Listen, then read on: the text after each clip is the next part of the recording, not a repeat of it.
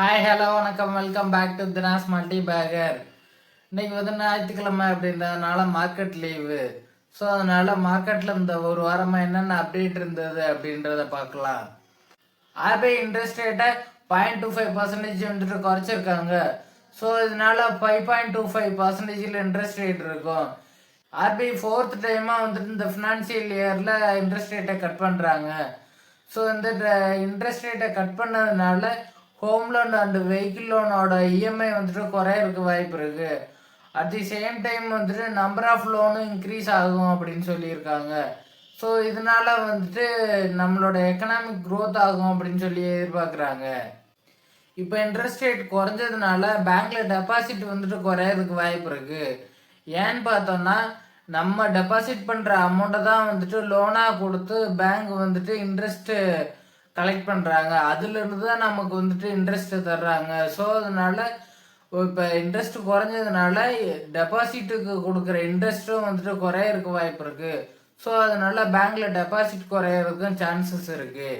அதாவது American tobacco கம்பெனியான bad வந்துட்டு ITC ஹோட்டலில் வந்துட்டு 15% வந்துட்டு ஸ்டேக் ஹோல்ட் பண்ணிக்கிட்டு இருந்தாங்க. அதில் வந்து 9% வந்து இவங்க சேல் பண்ணியிருக்காங்க. எதுக்காகன்னு பார்த்தோன்னா அவங்களோட டெப்டை குறைக்கிறதுக்காக சேல் பண்ணியிருக்காங்க. அந்த பேலன்ஸ் 6% வந்து இவங்க இன்னுமே ஹோல்ட் பண்ணுறாங்க. பட் ஆனால் இவங்களோட டெப்டை குறைக்கிறதுக்காக இதையும் சேல் பண்ணுறதுக்கு வாய்ப்பு இருக்குது அப்படின்னு சொல்லுவாங்க.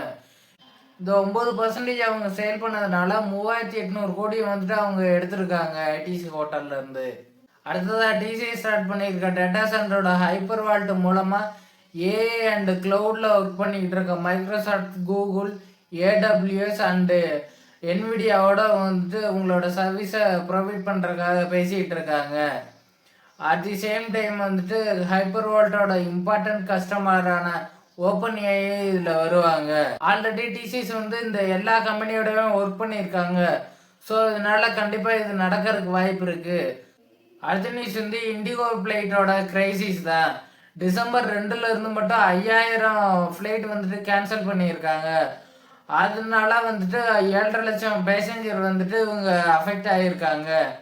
இதுக்கு மெயின் ரீசன் வந்துட்டு டெல்லி ஹைகோர்ட் வந்துட்டு நியூ ரூலை பாஸ் பண்ணாங்க. என்ன நியூஸ்ன்னு பார்த்தோன்னா பைலட்டை வந்துட்டு 36 மணி நேரமாக அவங்களோட ரெஸ்ட் ஹவர்ஸை வந்துட்டு 48 மணி நேரமாக மாற்றினாங்க. அதுவும் வந்துட்டு கண்டினியூவாக எடுத்துக்கணும் அப்படின்னு சொல்லியிருந்தாங்க.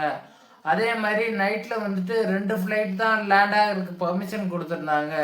ஸோ இந்த ரூலை அப்ளை பண்ணுறதுக்காக 2 இயர்ஸ் வந்துட்டு டெல்லி ஹைகோர்ட் டைம் கொடுத்துருந்தாங்க. அந்த டைம் வந்துட்டு நவம்பர் 1 முடிஞ்சிருச்சு.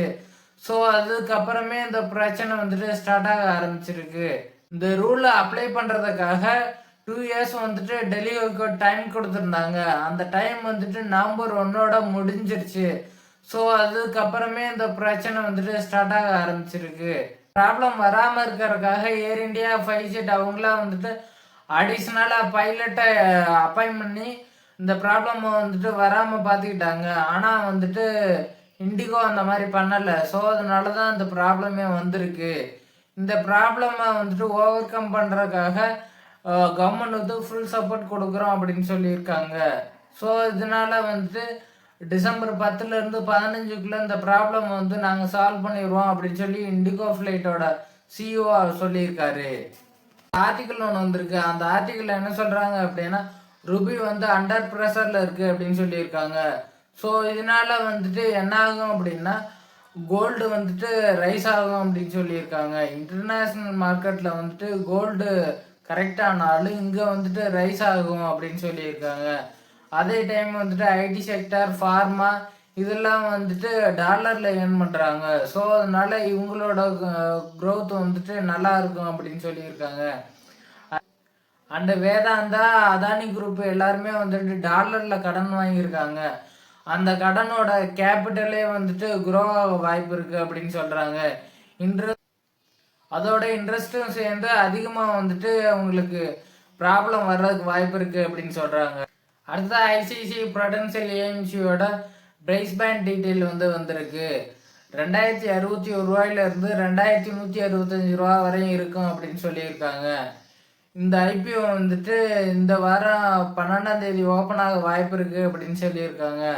அப்படி இல்லை அப்படின்னா அதிகபட்சம் இந்த வாரத்தில் வந்து இந்த ஐபிஓ ஓப்பன் ஆயிரும் அப்படின்னு சொல்லியிருக்காங்க. அடுத்ததான் மீஷோ ஐபிஓ வந்துட்டு 78 டைம் வந்துட்டு சப்ஸ்கிரைப் ஆயிருக்கு. நம்ம சொல்லியிருந்த மாதிரி கிரேமார்க் ப்ரீமியம் வந்துட்டு இப்போவுமே 40% வரையும் இருக்குது. மார்க்கெட்டில் லிஸ்ட் ஆகிறப்ப 10% மேலேயே லிஸ்ட் ஆகலாம், 10% வந்து கரெக்டாகவும் லிஸ்ட் ஆகலாம். எப்படி பார்த்தாலும் நமக்கு வந்துட்டு மினிமம் ஆஃப் 25% வந்து லிஸ்டிங் கெயின் கிடைக்கிறதுக்கு வாய்ப்பு இருக்குது. ஸோ நம்ம மெயினாக வந்து லிஸ்டிங் கெயினுக்காக தான் இதை வந்துட்டு அப்ளை பண்ணியிருக்கோம். நம்ம மார்க்கெட்டில் லிஸ்ட் ஆச்சு அப்படின்னா நம்மளோட எவ்வளோ லிஸ்டிங் கெயின் வந்திருக்கோ அதை வந்துட்டு நம்ம ப்ராஃபிட் புக் பண்ணிட்டு வெளியே வந்துடலாம். இந்த ஸ்டாக்கு வந்துட்டு பெருசாக ஃபியூச்சர் கிடையாது. ஸோ அதனால் நம்ம லிஸ்டிங் கெயினுக்காக தான் இதுக்குள்ளே வந்து என்ட்ராகிருக்கோம். இந்த வீடியோவில் அவ்வளோதான் இன்ஃபர்மேஷன். இந்த வீடியோ உங்களுக்கு பிடிச்சிருந்துச்சுன்னா லைக் பண்ணுங்கள், உங்கள் ஃப்ரெண்ட்ஸ் அண்ட் ஃபேமிலிக்கு ஷேர் பண்ணுங்கள், எங்கள் சேனலை சப்ஸ்கிரைப் பண்ணுங்கள்.